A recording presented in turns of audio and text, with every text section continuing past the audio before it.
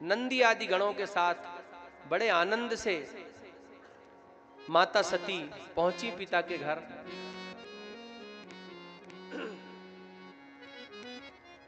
सब लोगों ने देखा कि सती आई हैं, लेकिन शिव जी नहीं आए। अच्छा ध्यान रख लेना, जब पति पत्नी में प्रेम होगा तो संसार नहीं पूछेगा, लेकिन पति पत्नी में झगड़ा हो जाए तो लोग जरूर पूछेंगे आगे से, क्यों, क्या हो गया, क्या बात है, नहीं आया वो, ऐसा हो गया वैसा हो गया।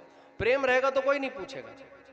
तो क्योंकि सब लोगों को यह बात पता है कि इस समय शिव जी से दक्ष का विरोध है, तो जान जान करके लोग पूछ रहे हैं, क्यों महादेव नहीं आए, शिव जी आए नहीं, क्या बात है, कहां व्यस्त हो गए, उनको तो कोई काम धाम नहीं, आंख बंद करके बैठे रहते हैं ध्यान लगाकर, फिर भी नहीं आए, क्या बात है। अच्छा माता सती कुछ नहीं बोली। सादर भले ही मिली ही एक माता, भगिनी मिली बहुत मुस्काता। सादर मिले भले एक माता, भगिनी मिली बहुत मुस्काता।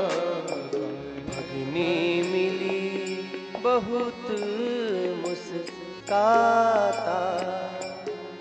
सादर भले मिली ही एक माता। देखो माँ तो माई होती है, माँ तो बड़े प्रेम से मिली, लेकिन बहनें प्रेम से नहीं मिली। क्या लिखा, मुस्काता, मतलब मजाक उड़ाया उनका। अच्छा भोलेनाथ नहीं आए, तुम्हारा ध्यान नहीं रखा, अकेले भेज दिया।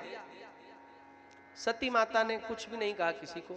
जहां यज्ञ हो रहा था उस स्थान पर गईं और देखती हैं कि सब ऋषि मुनि यज्ञ कर रहे हैं, आहुति डाल रहे हैं यज्ञ कुंडों में, लेकिन शिव जी के लिए कोई स्थान नहीं दिया गया, कोई आसन नहीं दिया गया, कहीं उनके लिए भोग नैवेद्य नहीं रखा गया।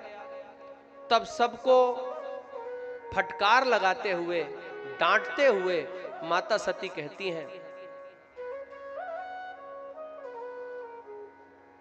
कि जिस यज्ञ में भगवान शिव का आवाहन नहीं होता, जिस यज्ञ में शिव जी के लिए आहुतियां नहीं दी जाती, जहां शिव जी का अनादर हो जाता है, उस यज्ञ का विनाश अवश्य होता है।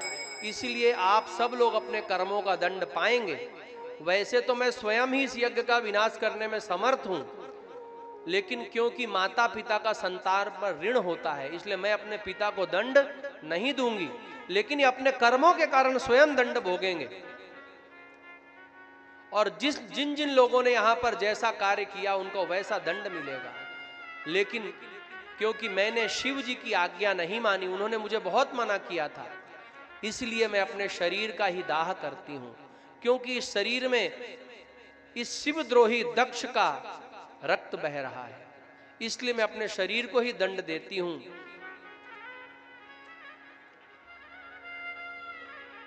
अस कही जोग अग्नि तनु जा रहा। योग अग्नि से उन्होंने अपने शरीर को भस्म कर लिया। शिव जी के गणों ने उस यज्ञ को विध्वंस करने की कोशिश की, लेकिन भृगु ऋषि ने उस यज्ञ की रक्षा की। कई शिवगण मारे गए, कुछ घायल हो गए, और घायल हुए शिवगणों ने जाकर के भगवान शिव जी से कहा, हे नाथ, हे देवों के देव महादेव, दक्ष के यज्ञ में आपका अपमान माता सती से सहन ना हुआ, इसलिए उन्होंने अपने शरीर का त्याग कर दिया।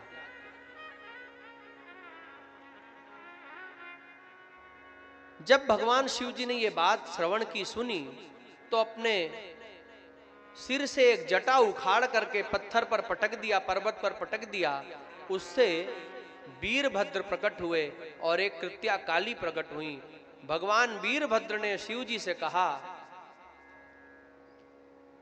हे नाथ, मेरे लिए क्या आज्ञा है। तब भगवान शिव जी ने कहा, हे वीरभद्र, उस दुराचारी दक्ष के यज्ञ का विध्वंस करो, जो भी व्यक्ति मार्ग में बाधा बने उसे उचित दंड दो। वीरभद्र कई शिवगणों को साथ में लेकर के कृत्या काली के साथ में